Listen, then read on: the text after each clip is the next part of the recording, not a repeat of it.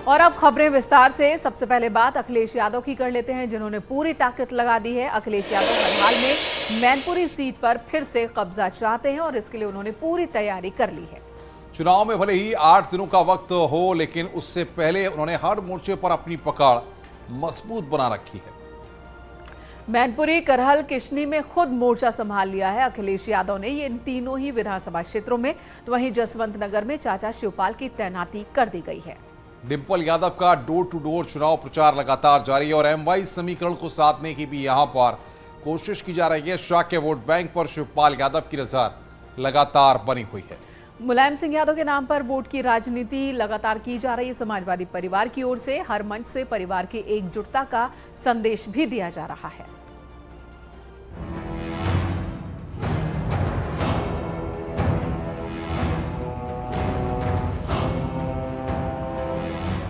मैनपुरी में मुकाबला बेहद टाइट है। बीजेपी और समाजवादी पार्टी में जबरदस्त फाइट है, लेकिन इस सीट पर कौन राइट है, किसकी सियासत ब्राइट है, इसका फैसला उस हाइट पर निर्भर करेगा, जनता के वोट पर निर्भर करेगा कि मुलायम के नाम पर या फिर विकास के काम पर प्रत्याशी का चुनाव होगा। बीजेपी कल्याणकारी योजना और सीएम योगी के नेतृत्व पर चुनावी मैदान में है, तो अखिलेश यादव मुलायम सिंह यादव के नाम पर करहल में चुनाव प्रचार करते नजर आए। ये नेताजी का क्षेत्र है। यहाँ के लोगों ने नेताजी को समय समय पर वोट दिया है।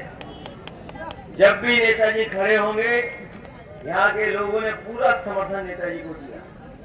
नेताजी ने जिंदगी भर आपके बीच में राजनीति की है और नेताजी ने बढ़ाकर न केवल क्षेत्र को आगे किया, बल्कि यहाँ के लोगों को सम्मान दिलाने का भी काम किया। डिंपल यादव को जिताने के लिए एक तरफ अखिलेश यादव, तो वहीं दूसरी तरफ शिवपाल यादव ने मोर्चा संभाला है। Shivpal Yadav door to door जोर आजमाइश कर रहे हैं और बीजेपी के नेता और मंत्रियों पर भी आरोप लगा रहे हैं। भी यहाँ पर दलित समाज के लोग हैं, किसान लोग हैं, नौजवान हैं, महिलाएं हैं। सबसे मेरी अपील है कि 5 दिसंबर को सब लोग साइकिल का बटन दबा करके, जो पुराना रिकॉर्ड है दूसरे तो कोई तोड़ नहीं सकते, तो ये समाजवादी पार्टी की प्रत्याशी डिंपल यादव ही तोड़ेगी। जितने मंत्री आ रहे सब नेताजी से संबंध थे, सबके परिवार के, उनके सबके, और बहुत से मंत्री हैं नेताजी के ही बनाए हुए थे। तो ये सब गुप्त रूप से डिंपल के लिए ही वोट मांग रहे हैं। वो केवल दिखाने के लिए और यहाँ सब वोट मांग रहे हैं और सब लोग हमसे टेलीफोन पे बात भी कर लेते हैं। हाँ, सब ठीक है और हम बहू को ही सपोर्ट करेंगे। बीजेपी के प्रत्याशी रघुराज शाह के कभी शिवपाल यादव के करीबी रहे, लेकिन जब शिवपाल ने अखिलेश से हाथ मिला लिया तो अपने शिष्य पर धोखा देने का आरोप लगा दिया। लेकिन मैनपुरी उपचुनाव की तस्वीर अब पूरी तरीके से बदल चुकी है और मुकाबला बेहद करीबी का हो गया है, क्योंकि डिंपल को भले ही अखिलेश और शिवपाल का साथ मिला हो, लेकिन बीजेपी के मंत्रियों ने भी रघुराज शाह को जिताने के लिए दमखम लगा दिया है। और रघुराज शाह को टिकट नहीं दिलाया तो धोखा तो उनके चचा ने उनको दिया। उनको अगर टिकट दिला देते तो वो भी तो चुनाव लड़ते। तो धोखा किसने दिया? ये जनता धोखा इस बार खाने वाली नहीं है। नेताजी हैं नहीं चुनाव में। रघुराज शाह को लोग जानते हैं, पहचानते हैं, जन जन तक चर्चा है, कार्यकर्ता भी पहचानते हैं। सब चाहते हैं कि हम ऐसे सांसद को चुने जिसको 5 तारीख के बाद भी जब हम चाहें उससे मुलाकात करें। मैनपुरी में अखिलेश यादव ने डेरा डाल ही रखा है। शिवपाल यादव भी अपनी तरफ से कोई कोर कसर बाकी नहीं रख रहे, लेकिन ये भावना मैनपुरी उपचुनाव तक बनी रहने वाली है या आगे भी रहेगी, ऐसे विचार शिवपाल यादव के मन में भी आते ही होंगे। खासकर यूपी चुनाव के नतीजे आने के बाद जो घटनाक्रम उनके साथ होते रहे, उसके बाद मन में ऐसे सवाल आना और ख्याल आना स्वाभाविक है। हालांकि बीजेपी इन सब से परे अपनी रणनीति पर काम कर रही है और समाजवादी पार्टी के आखिरी ताबूत में सेंध लगाने के मकसद से मैनपुरी के मैदान में जोर आजमा रही है। समाजवादी पार्टी के राष्ट्रीय अध्यक्ष अखिलेश यादव ने आज किशनी विधानसभा में 12 जनसभाओं को संबोधित किया, जहां एक और उन्होंने नेताजी के द्वारा किए गए कार्यों को लोगों से बखान किया, तो वहीं श्रद्धांजलि के तौर पर उनसे वोट मांगने की अपील भी की। इन सब के बीच अखिलेश यादव ने भारतीय जनता पार्टी के नेताओं को आड़े हाथ लिया और उन पर आरोप लगाया कि वो जनता से वोट नहीं मांग रहे हैं, अधिकारियों से वोट की अपील कर रहे हैं। विजनस्ट एक साथ अमित घनश्याम, न्यूज़ 18, किशनी, मैनपुरी। मैनपुरी में बीजेपी की क्या रणनीति है, अब ये भी आप जान लीजिए। अखिलेश यादव को गढ़ में घेरने की कोशिश होगी। शिवपाल और अखिलेश के रिश्ते पर सवाल उठाए जा सकते हैं। विकास और योजनाओं के नाम पर वोट मांगा जा रहा है। वहीं बीजेपी का पसमानदा मुस्लिम प्लान भी, जिस पर जोर है। रघुराज के समर्थन में सीएम योगी चुनाव प्रचार करेंगे। उपचुनाव से 2024 का संदेश देने की यहां पर कोशिश होगी। कल्याणकारी योजना वर्सेस सहानुभूति का संदेश दिया जाएगा। रामपुर में बीजेपी की रणनीति शायद आजम खां पर हावी हो रही है और यही वजह है कि उन्हें अब अखिलेश यादव का साथ चाहिए। लेकिन उससे पहले यह भी जानना जरूरी है कि आजम आखिर इन दिनों क्यों घबराए हुए हैं। आजम के लिए उपचुनाव प्रतिष्ठा का सवाल है। विधायकी जाने के बाद अलग थलग पड़ चुके हैं। शायद अखिलेश यादव अब तक रामपुर नहीं पहुंचे हैं। आजम को अखिलेश के अब साथ की जरूरत महसूस हो रही है। और चुनाव में बीजेपी की रणनीति भारी पड़ रही है। आजम के करीबी बीजेपी में शामिल हो गए हैं, जिससे कानूनी लड़ाई लड़ी उसी से अब मुकाबला है। आजम खान को सीट गंवाने का डर तो नहीं है।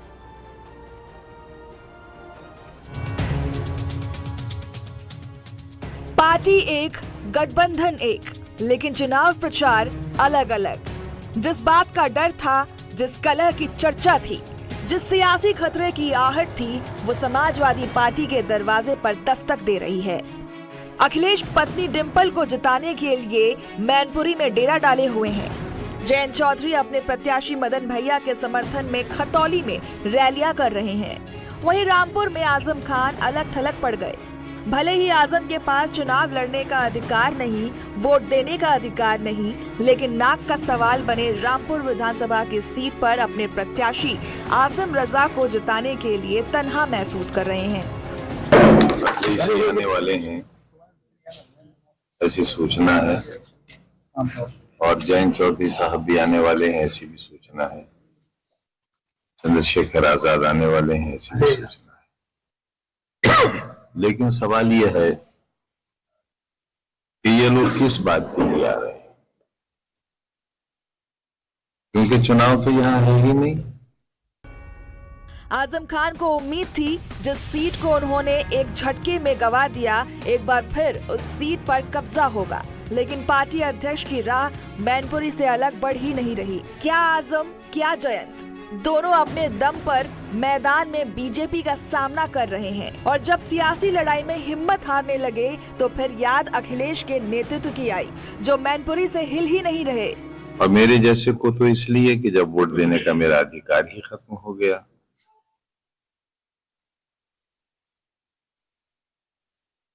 तो मुझे इसकी शिकायत में बल नहीं लगता। लेकिन अपने कैंडिडेट के लिए, अपने पार्टी कैंडिडेट के लिए वोट मांगने का अधिकार मेरा भी बाकी है।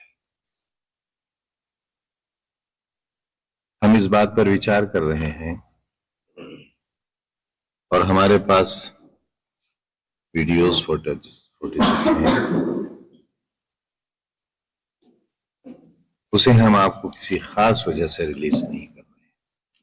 आजम खान की लड़ाई उस शख्स से है जिसने कानूनी लड़ाई में उनकी विधायकी छीन ली, वोट देने का अधिकार छीन लिया। लेकिन इस लड़ाई में वो अकेले पड़ गए हैं और यही वजह है कि पार्टी अध्यक्ष से नाराजगी और बीजेपी से नफरत एक बार फिर जग जाहिर हो गई। आजम खान ने आरोप लगाते हुए कहा कि रामपुर की गलियों में फ्लैग मार्च से दहशत का माहौल है। समाजवादी पार्टी के कार्यकर्ताओं को वोट देने के नाम पर धमकी मिल रही। ऐसे में यहाँ चुनाव की क्या जरूरत? हम इस बात पर विचार कर रहे हैं कि अखिलेश यादव जी जब तशरीफ लाएंगे तो हम ये आग्रह करेंगे उनसे कि वो इलेक्शन कमीशन से ये निवेदन करें कि भारतीय जनता पार्टी के कैंडिडेट को जीता हुआ घोषित कर दिया जाए। चुनाव की क्या जरूरत है? विवादित बयान की वजह से अपनी कुर्सी गंवाने वाले आजम खान एक तरफ नाराज हैं तो दूसरी तरफ बौखलाए हुए हैं। और इसकी भी वजह वो अखिलेश को ही मानते हैं, क्योंकि जब साथ देने की बात आई तो समाजवादी पार्टी में सबके राह अलग अलग हो गए। लेकिन अब भी भरोसा है वो आएंगे, प्रतिष्ठा की लड़ाई में दमखम आजमाएंगे। Bureau report, news 18। और आजम खां के आरोपों का जवाब दिया उप मुख्यमंत्री केशव प्रसाद मौर्य ने। उन्होंने कहा कि ये बौखलाहट हार के डर की वजह से है और इसलिए चुनाव आयोग तक पर सवाल उठा रहे हैं। हार की संभावना देख करके जब समाजवादी पार्टी बौखलाती है तो इस प्रकार के गैर जिम्मेदाराना बयान देती है।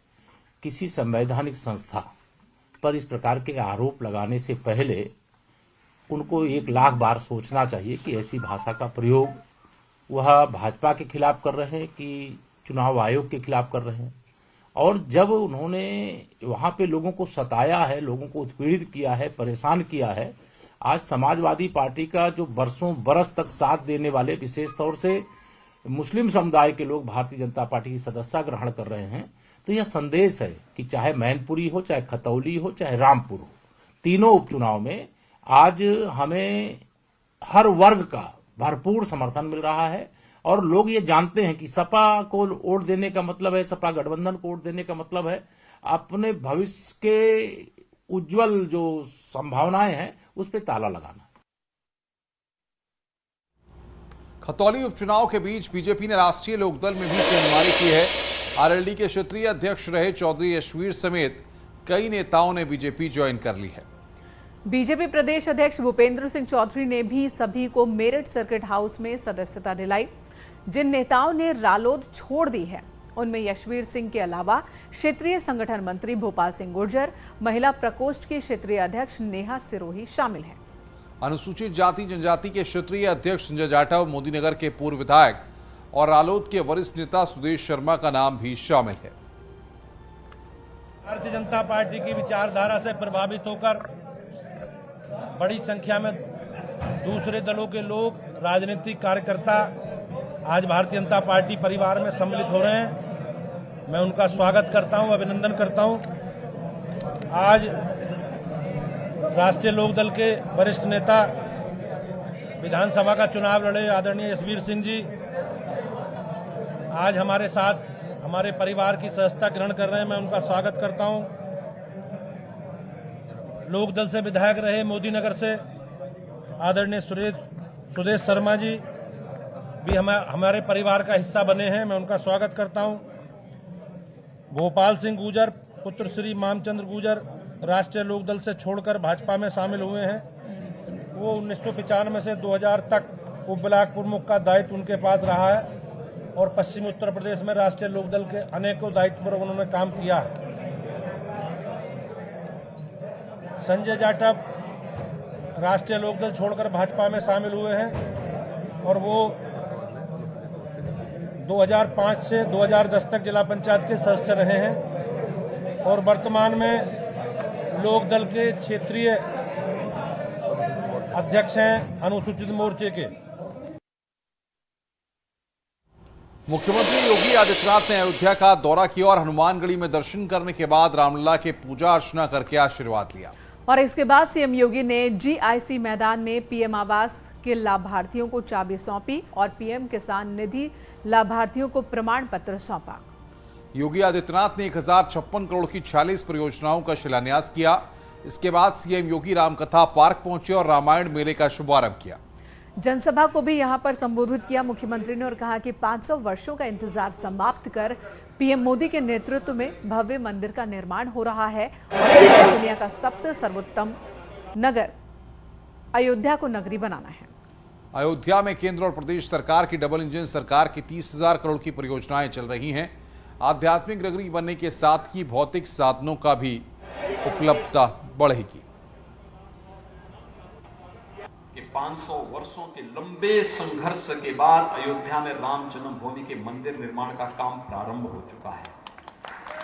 अब अयोध्या में राम जन्मभूमि में भव्य मंदिर निर्माण के साथ आज मैं प्रातःकाल से अपने सभी वरिष्ठ मंत्रियों और वरिष्ठ अधिकारियों के साथ अयोध्या के विकास के कार्यों को लेकर के हमारी बड़ी बैठक चली है।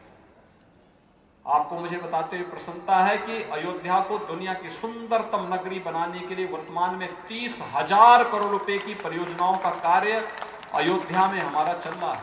30,000 करोड़ रुपए की परियोजनाओं का कार्य आपने पिछले 5 वर्षों के अंदर बदलती हुई अयोध्या को देखा है। पहले बिजली नहीं थी, आज बिजली है। पहले राम जी की पेड़ी में पानी जो आता था वही सड़ता रहता था, आज एक तरफ से पानी आता है, दूसरी तरफ से निकल जाता है और एक साथ लाखों लोग राम जी की पेड़ी में कभी भी स्नान कर सकते हैं। ग्लोबल इन्वेस्टर्स समिट के लिए निवेशकों को आमंत्रित करने के लिए राज्य सरकार के मंत्री 9 दिसंबर से 17 देशों के दौरे पर रहने वाले हैं। वहीं मुख्यमंत्री के अमेरिका जाने की तारीख अभी तय नहीं हो पाई है। इन देशों में रोड शो का भी आयोजन होगा। औद्योगिक विकास मंत्री नंदगोपाल गुप्ता नंदी ने बताया कि समिट के लिए अब तक 389 निवेशक 1.62 लाख करोड़ रुपए का निवेश कर चुके हैं। इससे लगभग 6,33,454 रोजगार सृजित होंगे, ये दावे किए गए। अब आप ये भी जान लीजिए कि कौन से मंत्री कहां जाने वाले हैं। तो America, Britain CM Yogi Adityanath, Dubai Abu Dhabi मंत्री राकेश सचान, कनाडा अमेरिका मंत्री सतीश महाना, मंत्री धर्मपाल सिंह। वहीं नीदरलैंड पेरिस के दौरे पर डिप्टी सीएम केशव प्रसाद मौर्य और उनकी अगुवाई में एक टीम होगी। मंत्री योगेंद्र उपाध्याय साउथ कोरिया और जापान के दौरे पर होंगे, तो मंत्री आशीष पटेल, मंत्री जयवीर सिंह को जर्मनी और बेल्जियम की जिम्मेदारी सौंपी गई है। मंत्री जितिन प्रसाद, मंत्री Nandgopal Nandi Mexico Brazil, deputy CM Brajesh Pathak, मंत्री संजय निषाद ऑस्ट्रेलिया सिंगापुर और मंत्री स्वतंत्र सिंह और मंत्री AK शर्मा। इसी तौर से ये उत्तर प्रदेश जैसे देश के सबसे बड़े राज्य के लिए सौभाग्य की बात है कि जहां बहुत पहले यह निवेश के लिए लोग आना चाहते थे, लेकिन यहां का माहौल सपा बसपा की सरकारों में इतना खराब हो गया कि लोग अपनी जमीन, अपनी फैक्ट्री छोड़ करके और उत्तर प्रदेश से अपनी जान बचा करके चले गए थे। और उत्तर प्रदेश में कोई इन्वेस्टर समिट करने की बात करे तो भी आने को तैयार नहीं थे।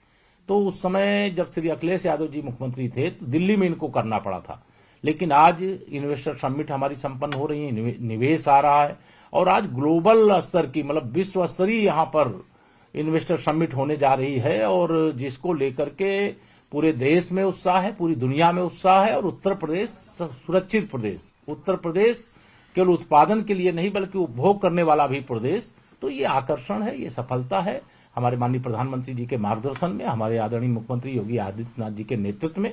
और यह एक बहुत दूरगामी लक्ष्य को लेकर के $1 ट्रिलियन इकोनॉमी बनाने के लक्ष्य को लेकर के काम किया जा रहा है। और अभी ग्लोबल इन्वेस्टर समिट करने का माननीय मुख्यमंत्री जी के मार्गदर्शन में जो नेतृत्व में उनके मार्गदर्शन में जो ये निर्णय लिया गया है, अभी हमने बहुत सारे 19 लगभग देशों को पत्र लिखे, वहाँ के इंडस्ट्री मिनिस्टर को लिखे, बड़े ही सकारात्मक उधर से उत्साहजनक रिजल्ट आ रहे हैं। और पूरे देश में जिस तरह से अभी माननीय मुख्यमंत्री जी ने दिल्ली में सुषमा स्वराज भवन में कर्टन रेजर का जो कार्यक्रम था, वहाँ पर देश और दुनिया के सभी मानी जानी हस्तियाँ जो मौजूद थी, सभी ने बहुत उत्साहपूर्वक इसका स्वागत किया है।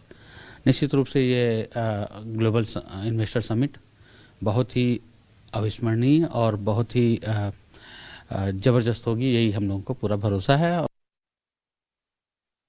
यूपी में निवेश जुटाने के लिए योगी सरकार लगातार काम कर रही है। अब ग्लोबल इन्वेस्टर समिट का आयोजन फरवरी में हो रहा है, 10 से 12 फरवरी के बीच में। इससे पहले निवेश जुटाने के लिए योगी सरकार के 13 मंत्री और 33 अफसर विदेश दौरे पर जाएंगे और वहां पर रोड शो करेंगे। खुद मुख्यमंत्री योगी आदित्यनाथ अमेरिका और ब्रिटेन की यात्रा पर रहेंगे। योगी सरकार इससे सीधे तौर पर यह संदेश देना चाह रही है कि उत्तर प्रदेश में बेहतर माहौल है निवेश का।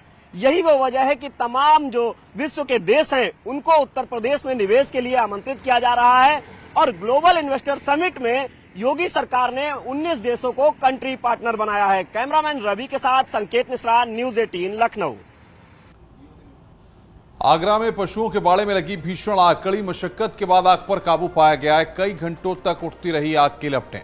निबोहरा इलाके में आग लगी है और जिसके बाद अफरा तफरी मच गई। पूरे इलाके में आग बुझाने की कोशिश भी चल रही है। जो लोग वहां पर मौजूद उन्होंने भी पानी डालकर आग बुझाने की कोशिश की है। पशुओं के बाड़े में आग लगी है, काफी मशक्कत की जा रही है आग पर काबू पाने के लिए। कई घंटे तक आग की लपटें इसी तरह से उठती रहीं।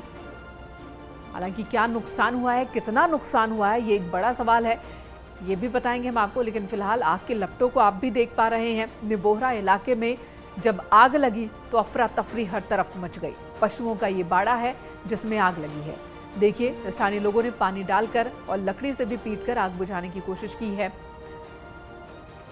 काफी देर तक यहां पर आग लगी रही और पूरे इलाके में अफरा तफरी मची रही।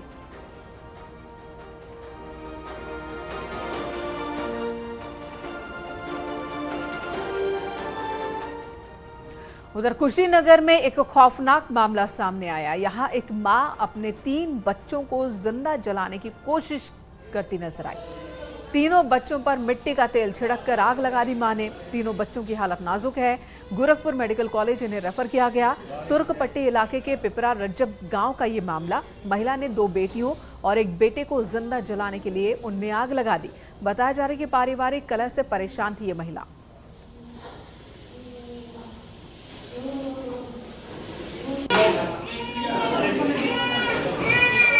नहीं तो हमदा जिला सतलवे पुरानी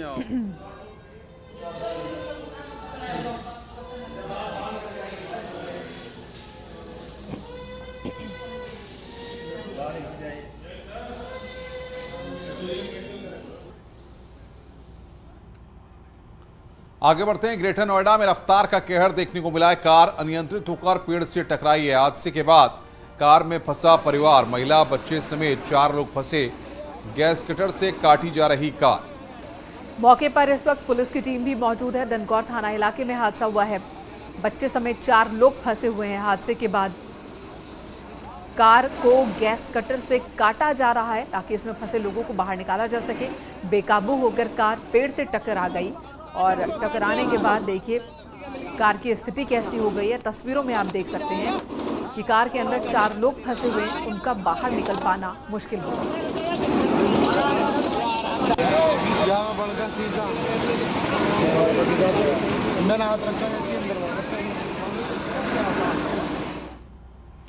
अयोध्या को मुख्यमंत्री ने एक और सौगात दी है और वहां पर फूड प्लाजा का उद्घाटन किया। फूड प्लाजा में श्रद्धालुओं और सैलानियों को अलग अलग राज्यों के पारंपरिक व्यंजन का स्वाद चखने को मिलेगा।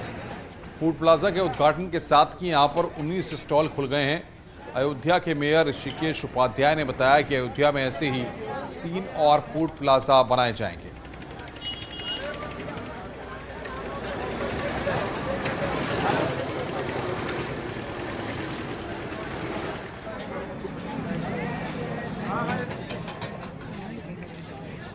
देखिए, स्ट्रीट फूड हब है माननीय मोदी जी और माननीय योगी जी।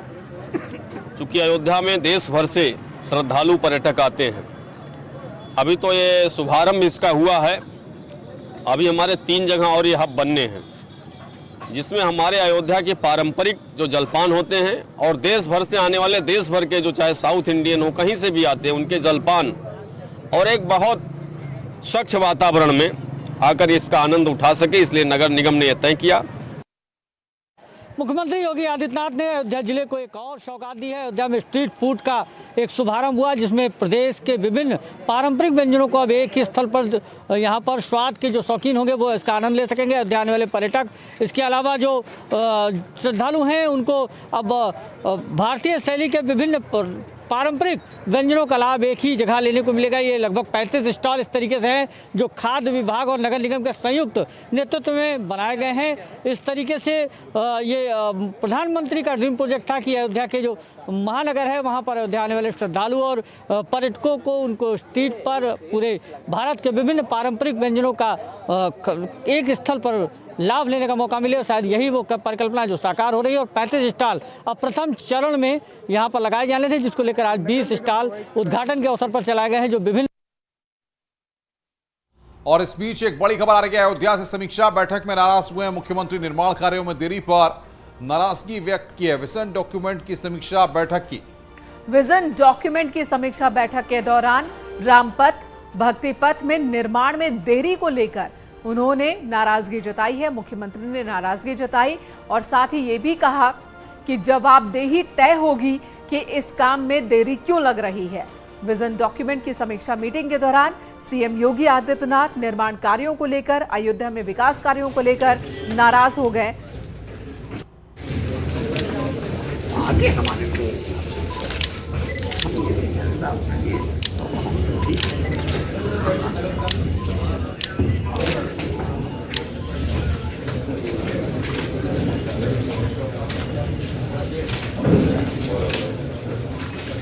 समीक्षा बैठक में मुख्यमंत्री योगी आदित्यनाथ ने निर्माण कार्यों में देरी पर नाराजगी जताई है।